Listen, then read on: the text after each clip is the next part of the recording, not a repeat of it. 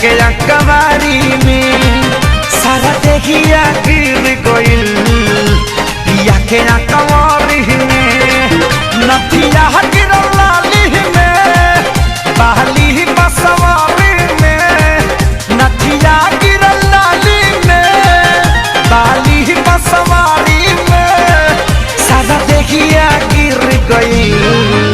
पिया के अकबारी में सारा देखिया गिर गइल पिया के अकबारी में।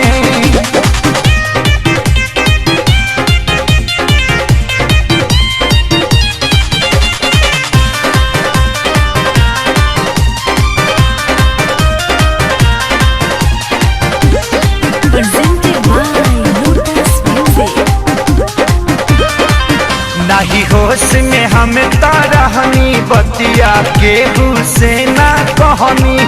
हमरो तमाचा आइल पीड़ा धीरे धीरे सहनी नहीं होश में हम तरहनी बतिया के हुसैना कहनी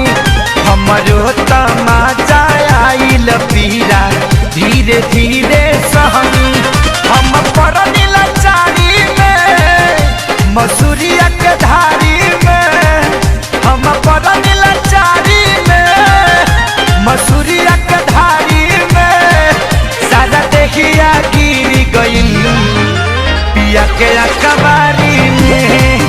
सारा देखिया गिर गइल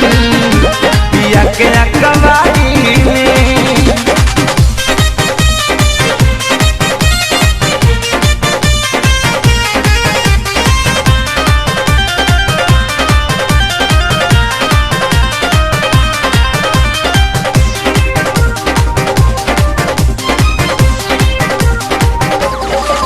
जब गाल में दतबा हलल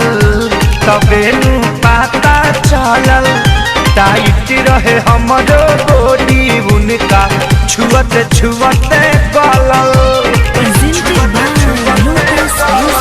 जब गाल में दतबा हलल